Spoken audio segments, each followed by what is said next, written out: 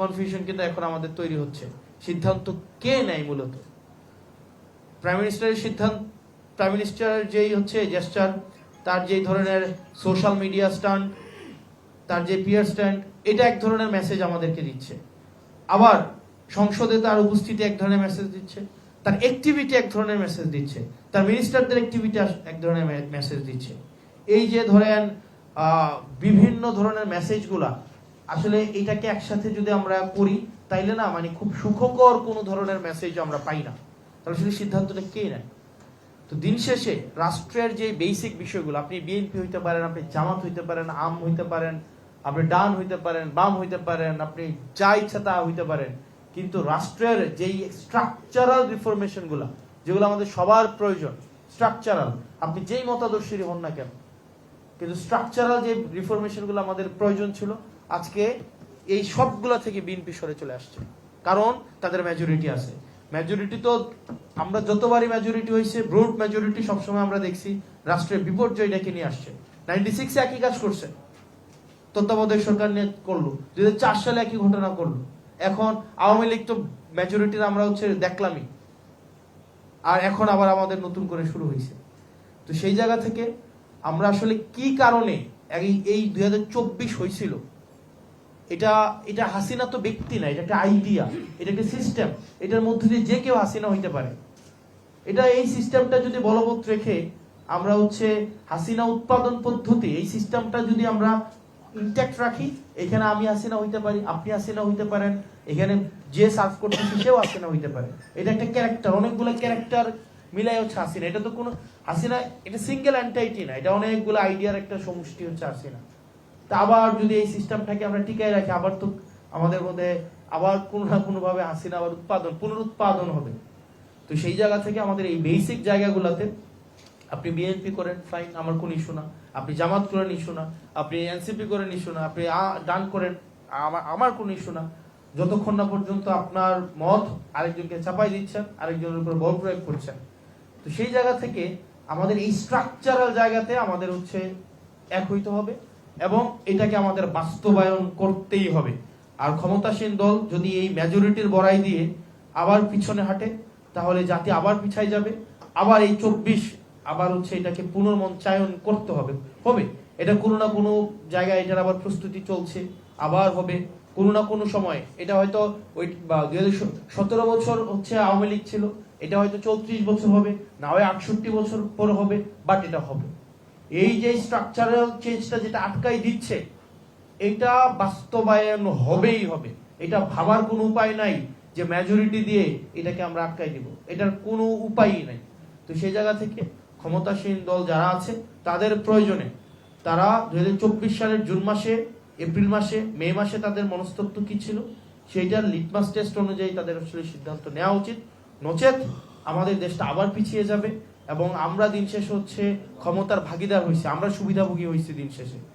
দিন শেষে সাধারণ মানুষ এখান থেকে আসলে কোনো উপকার পায়নি। এটা এই নির্বাচন, এই হচ্ছে আমরা ফেসিলিটেড হয়েছে, কিন্তু যারা রিয়েল হিরো এই এই এই এই পুরা স্ট্রাগলের, তারা কিন্তু দিন শেষে কিছুই পায় নাই। তারা একটা রাষ্ট্র চাইছিল, যে রাষ্ট্রটা হচ্ছে কি আর কাউকে বাসা থেকে তুলে নিয়ে হচ্ছে নাই করে দেওয়া হবে না। চিন্তা করেন একটা ফ্যামিলি, উনি জানে না ওনার হাজবেন্ডের জন্য উনি কি মৃত্যুবার্ষিকী পালন করবে নাকি উনি আবার ফেরার অপেক্ষা করবে। মানে এর থেকে বাজে ফিলিং আর কিছু হইতে পারে?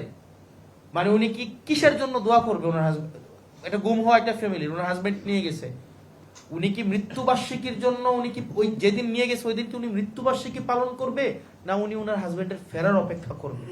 মানে উনি জানেন না, মানে এর থেকে মানে বাজে ফিলিংস আর পৃথিবীতে কিছুই হইতে পারে না। প্রত্যেকটা অপরিচিত মানুষকে যখনই বাসায় হচ্ছে একটা টোকা আসে, কলিং বেল বাজে, সে মনে করে যে তার স্বজন ফিরে আসছে।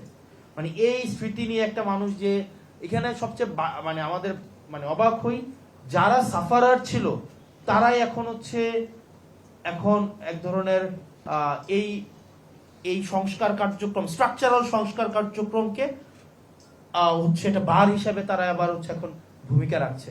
সালাউদ্দিন সাহেব এটার হচ্ছে উনি নিজে হচ্ছে সাফার করছেন, তারপর হচ্ছে হুম্মাম ভাই সাফার করছেন, আরমান ভাই সাফার করছেন, এখানে ইলিয়াস আলীর হচ্ছে ওয়াইফ বর্তমান হচ্ছে অনারেবল এমপি, উনি সাফার করেছেন, সাফার করছেন, উনারাই এখন আবার এটার এগেনস্টে যাচ্ছেন। মানে এটা খুবই ডিসগ্রেসফুল আমাদের জন্য, জাতি হিসাবে ডিসগ্রেসফুল, আমরা জেনারেশন হিসাবে এটা আমাদের জন্য ডিসগ্রেসফুল। আমি এমপি হয়েছি, কি লাভ হয়েছে বলেন? এই যে এই জুলাইকে কাজে লাগাই তো আমরা এমপি হয়েছি, কেউ মন্ত্রী হয়েছে, কেউ হচ্ছে লন্ডন থেকে আইসা হচ্ছে আপনার প্রাইম মিনিস্টার হয়েছে। আমাদের তো এটা থাকার, আমরা তো এটা পাইতাম, মানে আমরা যে এই সুবিধাটা পাইতেছি, আজকে আমি এখানে এসে কথা বলতেছি এখানে, এটা তো কিন্তু দিন শেষে আমজনতা কি পাইলো বলেন? আমরা তাদেরকে কি দিলাম? আমরা সবাই চেয়ার পাইলাম, আমরা সবাই রিকগনিশন পাইলাম, আমরা সবাই হচ্ছে এখানে একটা আমাদের ক্লাস এসকেলেশন হইলো। আমি একটা ক্লাসে ছিলাম, এখন আমি একটা অন্য ক্লাসে আসছি, কিন্তু নেশন কি পাইছে আমাদের থেকে? Nothing, zero. আমরা প্রতারণা করেছি তাদের সাথে, পুরো জাতির সাথে আমরা প্রতারণা করেছি। আমাদের নিজেদের দলীয় প্রত্যেকটা দলের হচ্ছে তাদের নিজেদের আখের গুছাইছে, তাদের হচ্ছে নিজেদের এখানে পার্সোনাল হচ্ছে এখানে হচ্ছে বেনিফিটেড হয়েছে। তো সেজন্য ডিফেক্টিভ আমাদের প্রধানমন্ত্রী হচ্ছে সালাউদ্দিন আহমেদ, আর আমাদের হচ্ছে নমিনাল প্রধানমন্ত্রী আমাদের তারেক রহমান, ফাংশনাল প্রধানমন্ত্রী সালাউদ্দিন আহমেদ, ওনাদের সবাইকে, না এটা তো আমি বলি না, মানুষ বলে আর কি, তো আমি শুনেছি আর কি মানুষ বলতে, এরকম তো বলে মনে হয় না, আমি আসার সময় শুনলাম মানুষ বলছে আর কি। আমরা বলতে চাই না এইভাবে, আসলে এটা বলা উচিত না।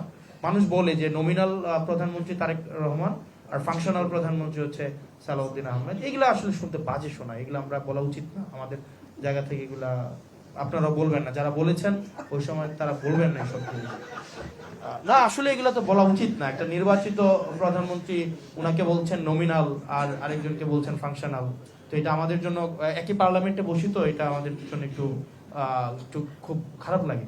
তো যাই হোক, আমরা চাই রাষ্ট্র নেশন কিছু আমাদের থেকে পাক, আর প্রতারিত না হোক। আবার প্রতারিত হইলে আবার একটা আমরা মানে একটা খুব বাজে একটা পরিস্থিতির শিকার হবো, এটা আমরা চাই না, মানুষ আশাহত হবে। ধন্যবাদ সবাইকে।